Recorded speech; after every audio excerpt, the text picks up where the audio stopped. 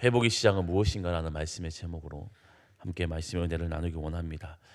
오늘 에스라 9장의 시작은 기대와 희망을 가지고 시작했습니다. 그러니까 오늘 1절에 보면 이 일 후에로 이렇게 시작하고 있는데요. 이 일은 아마도 성전을 회복하고 하나님의 백성, 이스라엘 백성이 돌아오게 되는 2차 귀환을 의미한다고 볼 수 있겠습니다. 그들이 돌아온다는 것은 참 복된 일이죠. 1차 포로 귀환을 통하여서 이제 무너진 것들을 하나씩 세워갔던 그 시간들을 보내었고, 또 무너진 성전과 또 그런 모든 것들을 회복하는 시간을 가졌기에 2차 귀환은 더 큰 기대를 가지고 이제 돌아왔다고 볼 수 있습니다. 그래서 그들이 하나님의 거룩한 성에서 또 하나님의 그 성전에서 다시 그들의 정체성과 그 신앙을 회복하는 그런 시간들을 기대하며 돌아왔던 그 시간이 이 일 후로 이렇게 볼 수가 있겠습니다. 하지만 막상 에스라에게 들려오는 이야기는 그들이 가져왔던 희망, 또 가져왔던 소망들이 완전히 무너지는 이야기를 들려옵니다. 오늘 1절과 2절인데 우리 1절, 2절 말씀을 다시 한번 읽어보도록 하겠습니다. 시작. 일 후에 방백들이 내게 나와 이르되 이스라엘 백성과 제사장들과 레위 사람들이 이 땅 백성들에게서 떠나지 아니하고 가나안 사람들과 헷 사람들과 브리스 사람들과 여부스 사람들과 암몬 사람들과 모압 사람들과 애굽 사람들과 아모리 사람들의 가증한 일을 행하여 그들의 딸을 맞이하여 아내와 며느리로 삼아 거룩한 자손이 그 지방 사람들과 서로 섞이게 하는데 방백들과 고관들이 이 죄에 더 으뜸이 되었다 하는지라. 아멘. 처음 들려오는 이야기는 이 거룩함을 지키고 또 2차 포로를 귀화하는 사람들을 맞이할 그 사람들이 행하고 있는 일들이 하나님의 그 거룩함을 쫓아 살아가는 것이 아니라 오히려 그 지방의 사람들, 이방 민족들의 풍습과 그 문화들을 따라가고 있었다는 이야기를 합니다. 그래서 하나님 앞에서 가증한 일들을 행했다라고 이야기합니다. 이 가증한 일을 통혼이라고 이야기하고 있습니다. 이 통혼이 무슨 큰 문제가 될까요?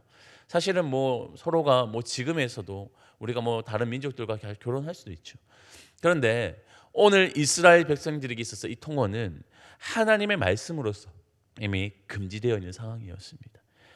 이 말씀을 거슬러 올라가면 신명기 말씀에서도 볼 수 있는데 신명기 7장 3절 말씀에 또 그들과 혼인하지 말지니 내 딸을 그들의 아들에게 주지 말 것이요 그들의 딸도 내 며느리로 삼지 말라는 하나님의 말씀이 이미 그들에게 주어졌습니다. 애굽을 나왔던 그 2차 그 2대 애굽 출애굽 한 2대들이 이제 하나님의 약속의 땅에 거하기 그 전에 하나님이 모세를 통하여 주셨던 그 말씀 중 하나는 너희가 하나님이 약속 땅에 거할 때 이방 민족과 통혼하지 말라. 너희의 그 거룩함을 훼손하지 말라고 하나님께서 이미 말씀해 주셨습니다. 그것이야말로 너희가 하나님의 백성답게 살아갈 수 있는 것이고 너희가 거하는 그 땅에서 마땅히 행할 일이라 하나님 그들에게 말씀해 주셨던 것이 신명기 말씀 가운데 있습니다. 그런데 이스라엘 백성들, 하나님 백성들이 이것을 어겼기에 오늘 말씀에서 나타나지만 그들은 이방 민족에게 나라를 빼앗기게 되었어요. 그리고 그들은 이제 피지배자가 되어서 그 고통의 시간들을 보내며 살아오게 되어졌습니다. 하나님 말씀을 준수하지 않았기에 왔던 그 끔찍한 일들이 오늘 다시 한번 그들에게 행해지고 있다는 이야기가 오늘 그 통혼이었습니다. 그러니 오늘 에스라의 마음이 얼마나 무너졌을까요? 그래서 오늘 말씀에 보면 이렇게 이야기합니다. 에스라가 이야기를 듣고 속옷과 겉옷을 찢고 머리털과 수염을 뜯으며 기가 막혀 이렇게 앉아있다 이렇게 표현하고 있어요. 이 소식이 너무 충격적이었습니다. 이렇게 다시 한번 회복을 누려가는 이 시간 가운데 이 회복을 다시 한번 이뤄가는 그 순간에 들려온 이야기가 이전에 그들의 조상들이 행했던 악한 일들을 다시 한번 행하고 있고 이 하나님의 회복이 한순간에 무너질 것 같은 그 상황들을 맞이하니 에스라의 마음이 너무나도 무너졌던 거예요. 그래서 저는 표현 가운데 오늘 기가 막혀 앉아있으니 이런 표현이 참 마음에 와닿았습니다.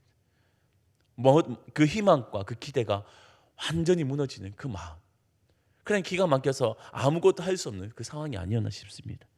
4절에도 보면 저녁까지, 저녁에 제사 드리기 그 전까지도 이 기가 막혀 앉아있는 그 모습을 보면 허탈한, 이 모든 것을 허탈하게 여기는 그의 모습이 아닌가 싶습니다.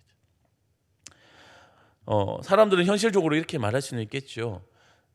이 포로 1차와 2차 그 기한 가운데 한 70여 년의 오랜 기간이 있으니 뭐 그런 일들이 일어날 수도 있겠지 않냐라고 할 수 있겠지만, 에스라가 가졌던 그 마음, 그리고 그가 기대했던 것은, 그들은 이미 다른 남은 자들의 그 귀환을 준비한, 그 거룩함을 준비하고 있는 그 모습을 기대했을 거랍니다. 그런데 그 모습은 하나도 찾아볼 수 없고 오히려 악만, 그 거룩함이 완전히 훼손되는 그 모습만 보니 오늘 에스라는 허탈하게 그 앉아 있는 것을 보게 되어집니다. 그래서 오늘 에스라는 이 상황들 앞에서 이제 정신을 차리고 하나님 앞에 기도하기 시작합니다. 자신의 옷을 다 찢은 상태에서 무릎을 꿇고 손을 들고 하나님 앞에 기도하기 시작합니다. 무슨 기도를 하냐? 하나님, 이것이 우리의 현실입니다. 하나님, 우리는 이거밖에 되지 않습니다. 우리의 조상의 그 악한 모습이 오늘 우리에게도 있습니다 하면 자신의 현실들을 하나님 앞에 다 고하기 시작해요. 하나님, 저희는 이렇게 또 죄를 범하고 하나님의 은혜를 입었지만 또 이렇게 죄를 범하는 우리의 모습입니다 라면서 철저하게 자신의 현실을 고찰한 그 모습을 하나님께 낱낱이 고하기 시작합니다. 그리고 14절에서 15절에는 하나님께 말합니다. 하나님, 우리가 이렇게 은혜를 입었음에도 불구하고 하나님께 범죄하였으니 우리가 누가 하나님 앞에 설 수 있겠습니까? 하나님, 우리를 진노하셔도 우리는 그것을 마땅히 감당하기를 원한다고. 하나님의 의로우심과 하나님의 공의가 오늘 우리 안에 임할지라도 우리는 그 누구도 말할 사람이 없습니다 라면서 하나님 앞에 그 모든 기도를 하고 있는 것을 보게 되어집니다. 오늘 에스라의 그 기도는 회개의 기도라고도 볼 수 있겠으나, 그러나 정말 그 현실적인 기도, 자신들이 처해 있고 자신이 보여지는 그 현실 앞에서 모든 것이 무너져 있는 그 상황에서 하나님 앞에 솔직하게 아뢰고 있는 그런 기도의 모습이 오늘 에스라의 기도라고 말할 수 있겠습니다. 사람들은 이 거룩을 회복하는 방법들이, 특히 에스라나 또 느헤미야에 보면 성전을 회복하고 이 성벽을 재건하는 일에 많이 포커스를 두려 합니다.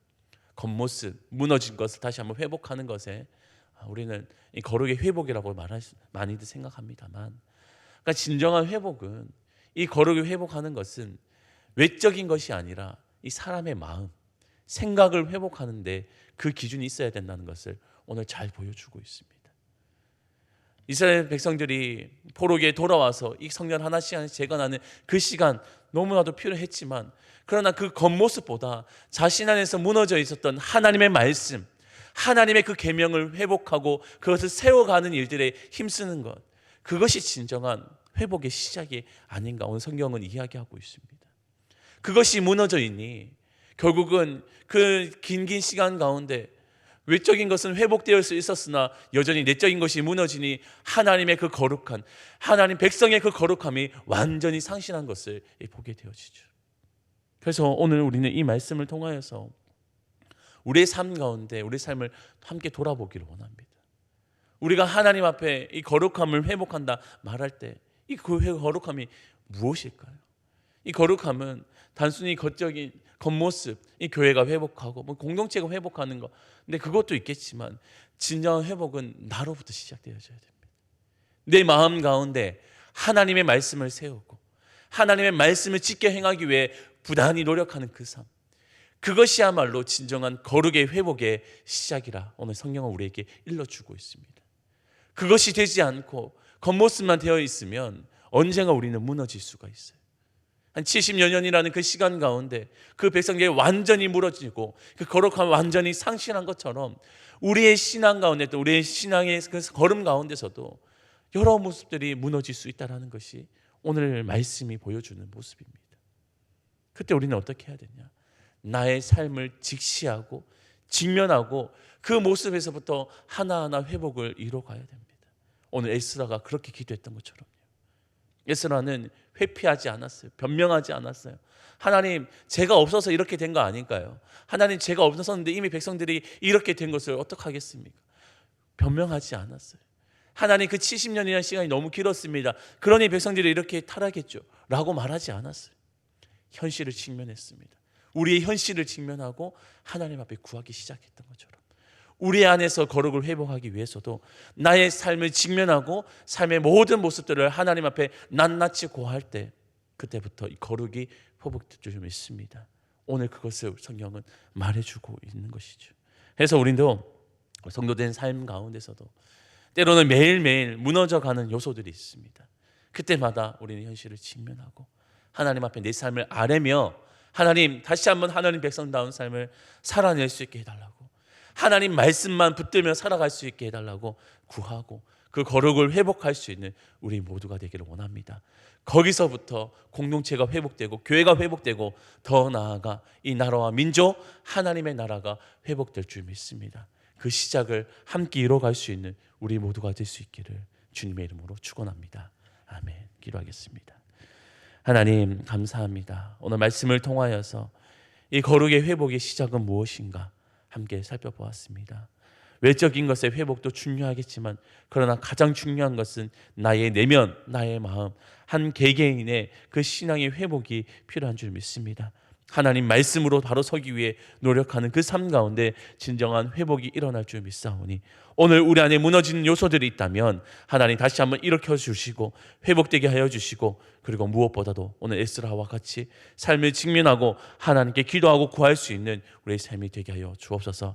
오늘 나로부터 우리의 공동체가, 나라와 민족이, 그리고 하나님의 나라가 회복을 이루어갈 수 있도록 역사하여 주옵소서. 이 시간 마땅히 구할 것을 구하게 하여 주시고 하나님 그 모든 그 기도 가운데 우리의 삶을 주도하여 주옵소서.